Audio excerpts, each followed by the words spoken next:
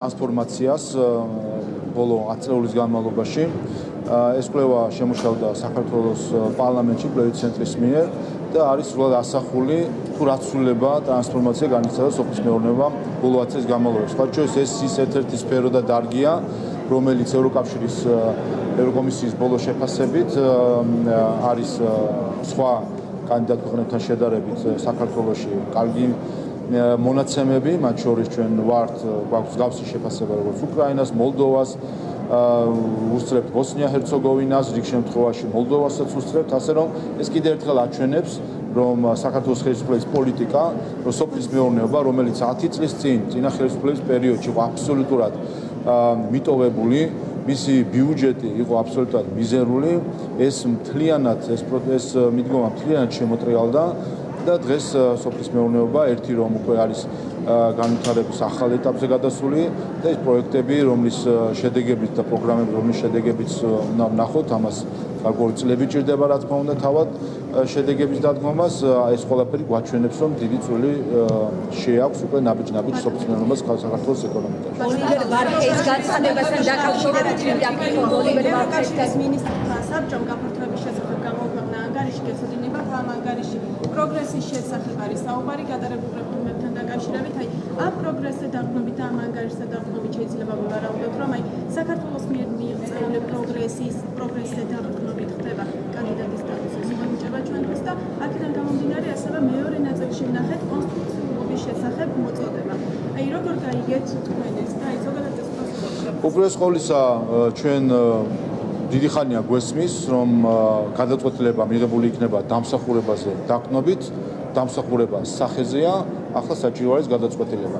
არანაირი საფუძველი, რომ რაიმე სხვა გადაწყვეტილება იქნას მიღებული საქართველოსთან დაკავშირებით, არ არსებობს. მათ შორის ის შიდა დისკუსია, რომელიც ევროკავშირში არის, სხვა ქვეყანას შორის, არ წარმოადგენს არანაირ ბარიერს, რომ საქართველოს მიმართ იყოს მიღებული გადაწყვეტილება დამსახურებაზე დაყრდნობით და არა ერთმანეთის ჯინაზე, რომ ვიღაცა რამეს არ უჭერს ხარს და ამის გამო სხვამ არ დაუჭეროს საქართველოსთვის კანდიდატის სტატუსის მონიჭებას მხარი. საქართველოს მოსახლეობა სწორედ ამას მოელის, რომ მის მიმართ მოპყრობა იქნება სამართლიანი და არ გამეორდება ეს უსამართლობა, რომელიც შარშან ინგლისში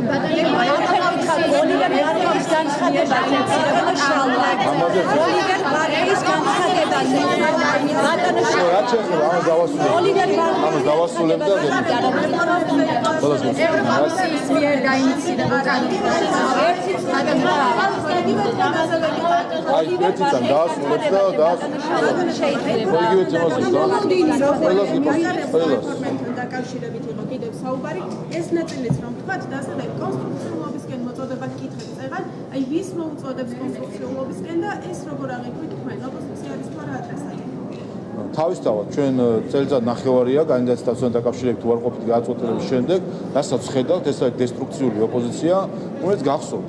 ყველა ეს შედეგი, რასაც ჩვენ მივახციეთ, არც ერთ ამ შედეგში ოპოზიცია არ მონაწილეობდა, მისი დიდი ნაწილი არ მონაწილეობდა და არა თუ არ მონაწილეობდა, პირიქით ხელს უშლიდა ყველანაირად, იყო მცდელობა პარალელური პროცესების დაწყების, იყო მცდელობა რომ ბრიუსელში სხვა კაბინეტებში დაერწმუნებინათ ჩვენი მეგობრები, რომ არ მოეცათ საქართველოსთვის კანდიდატის სტატუსი, ყველანაირად ხელს უშლიდა ოპოზიცია ამას და რა თქმა უნდა კონსტიტუციულობის მოწოდება მათ მიემართებათ უპირველეს ყოვლისა, ვინაიდან პარლამენტში სამწუხაროდ წელიწად ნახევრის განმავლობაში მათთვის მქონდა მხოლოდ დისკუსია და ხელი შეშლილი.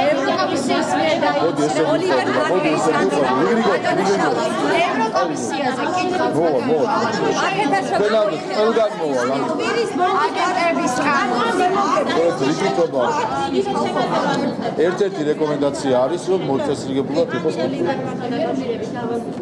შეიძლება ურბანის პოზიციებმა რამდენად შეიძლება გავლენა იქონიოს საქართველოსთან დაკავშირებით და თუ მაგალითად მან არ შეიცვალა პოზიცია ერთიეს და მეორე როგორ ახერხებს გაგრძელდება ახალი დათბობის შესრულებას. მათ შორის არის საუბარი დეзинფორმაციულ კამპანიაზე, ის რომ საქართველოს საგარეო და ბიუჯეტში სამართლებაში ევროკავშირის საგარეო კურსთან და ამ მიმართულებით საუბარი.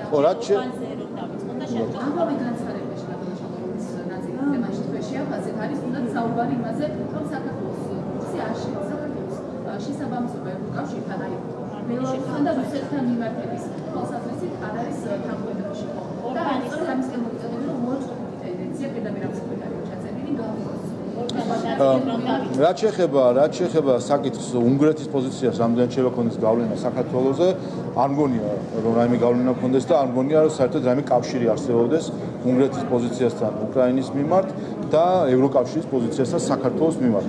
და ცდილობა რომ ეს დააკავშირონ არის სწორედ ინსტრუმენტალიზირება საქართველოს საკითხით და ეს არ არის ევროპული მიდგომა, ეს არ არის ის მიდგომა, რომელსაც ქართული ხალხი იმსახურებს, რომ საქართველოს საკითხი იარაღად იყოს გამოყენებული მოლაპარაკებებში და შემდეგ გადაწყვეტილებები ჯინაზე იქნას მიღებული ერთმანეთს. კიდევ ერთხელ არანაირი კავშირი არ აქვს საქართველოს უკრაინასთან დაკავშირებით უნგრეთის პოზიციას საქართველოს საკითხზე. მით უმეტეს საქართველოსთან მიმართ იცით რომ აქვს განსაკუთრებულად პოზიტიური დამოკიდებულება უნგრეთის ხელისუფლებას, რაც კიდევ ერთხელ ხაზს უსვავს თუ რამდენად სწორად მოქმედებდა საქართველოს ხელისუფლება, როდესაც ვამბობდით რომ თითეული ხმა ევროკავშირში არის მნიშვნელოვანი და ახლა ყველა ხედავს თუ როგორი მნიშვნელობა აქვს ერთ ხმასაც კი ევროკავშირში და სწორედ ჩვენი ხელისუფლების დამსახურებაა რომ ამ ხრივ არსებობს ერთსულოვნება ევროკავშირში. რაც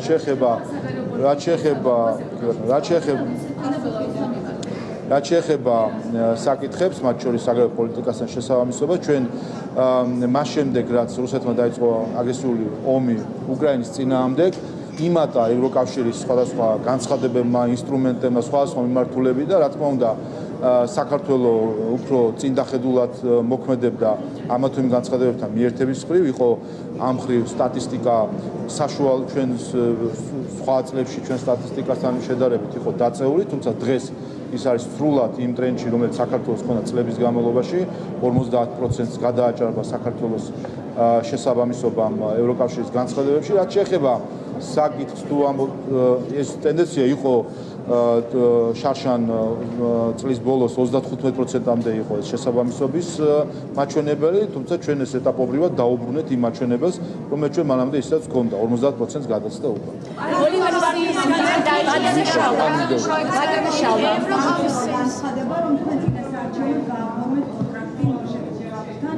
მასთან თანამშრომლია 2018 წელს და მას აკრიტიკებენ იმის გამო, რომ დამქირავებელი პარტიის ოპონენტების დემონიზებას ხდება. წინასაარჩევნოდ მათ შორის სისხლიანი ბანერები გვახსოვს და საკმაოდ ნეგატიური იყო 2018-ის მეორე ტურში განსაკუთრებით საარჩევნო კამპანია. იქნება თუ არა სისხლიანი ბანერები ახლაც, ასევე მაინტერესებს თუ კი ხართ დარწმუნებული საკუთარ გამარჯვებაში, რატომ გჭირდებათ ისეთ პოლიტექნოლოგიებთან ხელშეკრულების გაფორმება, რომელიც სიძულვილის ენაზე აგებს საარჩევნო კამპანიას. ეს ვნახეთ ბატონო შალვა 2018-ში განსაკუთრებით.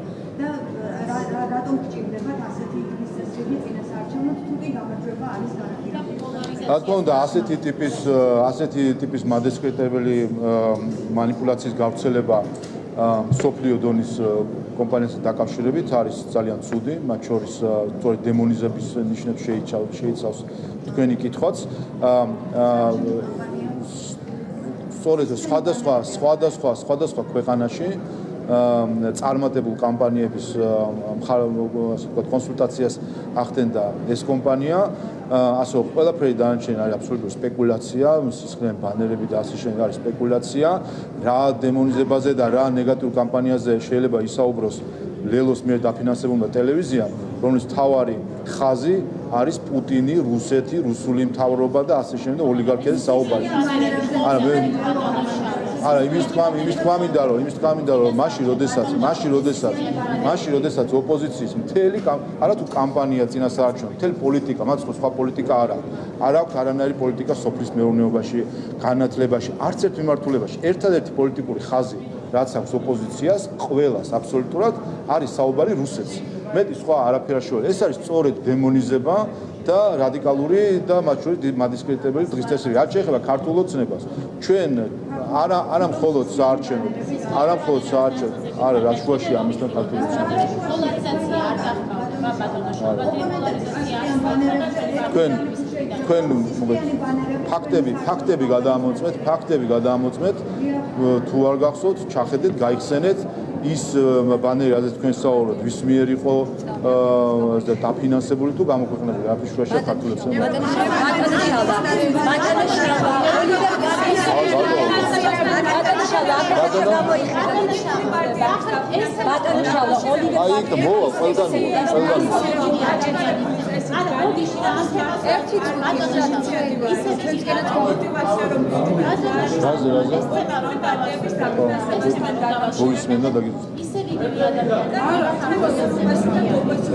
ეს კითხვა გავიგე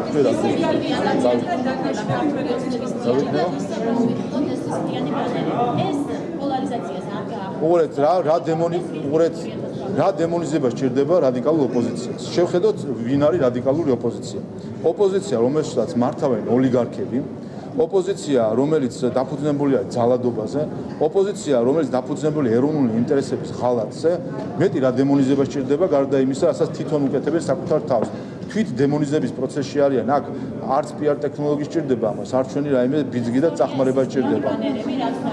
სისხლი უყურეთ კიდევ ერთხელ ფაქტები გადამოწვეთ რა არანაირი კავშირი არ აქვს ქართულ ოცნებასთან იმას რაც თქვენ საუბრობთ ბანერებთან დაკავშირებით ფაქტები გადამოწვეთ მედია თქვენ ხართ და ჩახეთ გაიხსენეთ მათ შორის ნიუსებში არის რაც შეეხება დემონიზებას რადიკალურ ოპოზიცია თავის დემონიზებას თვითონ ახდენს იმით რომ არიან ძალადობის და საქართველოს ინტერესების წინააღმდეგ მოქმედი ჯგუფები. რაც შეეხება პოლიტიკური პარტიების დაფინანსების საკითხს, იცით რომ ეს გახლავთ ნაწილი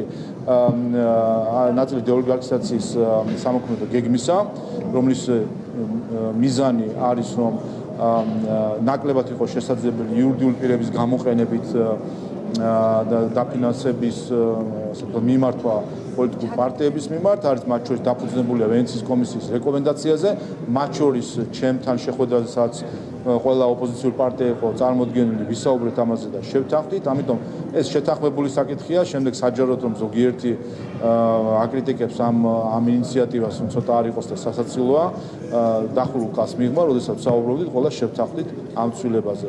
რა თქმა უნდა, როგორც იმისთვის, რომ სწორედ განხორციელდეს შემდეგი ნაბიჯი ჩვენი ის რასაც ჩვენი პასუხისმგებლობა თავიღეთ ჩვენ თავზე ევროინტეგრაციის პროცესში ამ ცვლილებებს რა თქმა უნდა განვახორციელებთ. ევროკომისიამ დემოკრატიის პაკეტიდან მტკიცე ამ პაკეტში შედის აგენტების შესახებ კანონპროექტიც, მათ შორის და ევროკომისია ამას ცდის იმით, რომ საჭიროა და უკვე მოუწმობა ქვეყანაში დემოკრატიულ პროცესებზე თავრენა აი აგენტების კანონის მიღება, ამიტომ გახდა აუცილებელი. აი როგორ შეაფასებთ აკეთეთ, რომ მსგავსი კანონპროექტი იყო მაღლობითაც დაინიცირებული, თუმცა მიღება ვერ მოხერხდა ვიცით.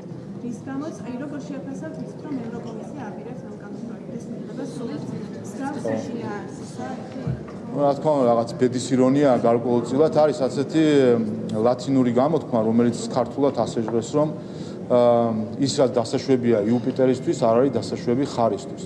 როგორც ჩანს, სამწუხაროა, ხანდახან ზოგიერთი პოლიტიკური ჯგუფი, ზოგიერთი ორგანიზაცია, ზოგიერთი ქვეყანაც კი თავის თავს აღიქვავს იუპიტერად და ჩვენ კი აღვიქვავს და ქართულ ხალხს ხარად. აი ეს არის მე მგონი სწორედ საბოლოო ჯამში ბედის ის ირონია, რომ ხედავ ჩვენ რომ სხვა ქვეყნები აინიცირებენ ასეთ კანონებს და მოქმედებს, მათ შორის ევროკავშირიც აინიცირებს ზუსტად იმავე სულისკვეთების და შინაარსის კანონპროექტს, რომელიც საქართველოში იყო დაინიცირებული. და ამას არქმევს დემოკრატიის დაცვის აქტს. ზუსტად ამ თემებზე ვსაუბრობთ ჩვენ და მნიშვნელოვანია რომ ზუსტად ის არის мотиваცია ევროკავშირისა, რა мотиваცია ჩვენ მქონდა, რომ რა თქმა უნდა, ყველა ქვეყანა ორგანიზაცია მოქმედებს საკუთარი ინტერესებით. საქართველოს და ამიტომ არის მნიშვნელოვანი, რომ ეს ინტერესები ჩანდეს, როცა მათი ფინანსები სხვა ქვეყანაში შემოდის. საქართველოს ინტერესით უცხო ქვეყანა, არც ერთი უცხო ქვეყანა, არც ერთი ორგანიზაცია საქართველოს ინტერესით უცხოური არ მოქმედებს. მოქმედებს საკუთარი ინტერესით. და ამიტომ უნდა იყოს ეს საჯარო და ხელმისაწვდომი, რომ იცოდეს მოსახლეობამ, ვისი დაფინანსებით მოქმედებენ და ვის ინტერესებს ლობირებენ ესა თუ ის ორგანიზაცია. ჩვენ მაშინ ახლა ვხედავთ, ესე ვთქვათ, ამაზე ცივილიზებულ დისკუსიას, რაც რა თქმა უნდა, საკითხი, რომელზეც დისკუსია საჭირო არის, თუმცა ჩვენთან მაშინ ზუსტად უცხოური დაფინანსების მქონე ორგანიზაციების ლიდერობით პარლამენტს ცეცხლი წაუკიდეს, პოლიციას ცეცხლი წაუკიდეს, ამტვრევდნენ მანქანებს და ამსხვერპლდნენ ევროპის და დემოკრატიის სახელი. ზუსტად ის ორგანიზაციები, რომელიც უცხო ქვეყნის ინტერესებში მოქმედებს. სამწუხაროდ ჩვენ რას ვხედავთ? ჩვენ გვყავს რამდენიმე მულტიმილიონერი NGO, სწორედ რომ უცხოური დაფინანსებით, რომელიც პირდაპირ აჩვენებს, რომ ისინი მოქმედებენ არა საქართველოს ინტერესებით, არამედ თავისი დამფინანსების ინტერესებით. გავიხსენოთ ფაქტები. მაგალითად ზოგიერთი ქვეყნის ინტერესია, რომ საქართველოს დაუწესოს სანქციები რუსეთს. ქართველი ხალხის ინტერესი არ არის, რომ საქართველოს სანქციები დაუწესოს რუსეთს. ვის ინტერესებს იცავენ მულტიმილიონერი NGO-ები? თავისი დამფინანსებლის ინტერესებს, რომლებიც ამას ამბობენ. მეორე, ზოგიერთი ჯგუფის ინტერესი იყო, რომ საქართველოს არ მინიჭებოდა კანდიდატის სტატუსი, მათ შორის უცხოური პოლიტიკური ჯგუფების. ქართველი ხალხის ინტერესია, რომ საქართველოს მიენიჭოს კანდიდატის სტატუსი. ვის ინტერესს ატარებდნენ მულტიმილიონერი NGO-ები? იმით, რომ არ წმუნებდნენ ჩვენ უცხოელ პარტნიორებს, რომ ან გადაედოთ გადაწყვეტილება კანდიდატთან დაკავშირებით, პირდაპირ სტატიებს უძღვნენ ამას NGO-s წარმომადგენლები, ან თუ კი მოგცემდნენ კანდიდატის სტატუსს, ხაზი გაესვათ, რომ ეს ისე მოეცათ, რომ ეს ყოფილიყო ინსტრუმენტი ხელისუფლების წინააღმდეგ ბრძოლის და მესამე, ზოგიერთი ქვეყნის ინტერესია, საქართველოს მოქალაქეებს დაუწესონ სანქციები მტკიცებულებების გარეშე, ქართველი ხალხის ინტერესია, რომ კანონის უზენაესობა იყოს დაცული და სანქციების დაწესება ან ვინმე სანქცირება არ მოხდეს მტკიცებულებების გარეშე. ვის მხარეს დადგნენ მულტიმილიონერი NGO-ები? საკუთარი დამფინანსებლის მხარეს დადგნენ და საუბრობენ მოსამართლეების და ასე შემდეგ დაკავშირებით, სადაც მტკიცებულებები არ არსებობს. ამიტომ ყველა ასეთ გარემოებაში მილიონერი NGO-ები რამდენიმე, რომელიც სახელს უტეხს საერთო ჯამში სამოქალაქო სექტორს, ამტკიცებენ ერთნაირად, რომ ისინი არიან არა საქართველოს ერთგული, არამედ არიან თავისი დამფინანსებლების ერთგული. რა თქმა უნდა, პატრიოტიზმი ეს არ არის სამართლებრივი განზომილება, სამართლებრივად ვერ მოთხოვ და მათი უფლება არის, ვის ინტერესიც უნდა იმისი გაატარონ, ეს მორალური პასუხისმგებლობა. მათ მორალური არჩევანი გაკეთებული აქვთ, რომ არიან საკუთარი დამფინანსებლების ინტერესების ლობისტები და არა საქართველოს ინტერესების ლობისტები. პრობლემა არც ამაში არ არის, ერთადერთი, რასაც ჩვენ ვითხოვდით მაშინ მარტში, რასაც დღეს ითხოვს ევროკავშირი დირექტივის ინიცირების სახით, არის ის, რომ ეს უნდა იყოს გამჭვირვალე და მოსახლეობამ უნდა იცოდეს, თუ ვისი ინტერესებით მოქმედებენ ისინი. რაც შეეხება ამ ინიციატივას, ესეც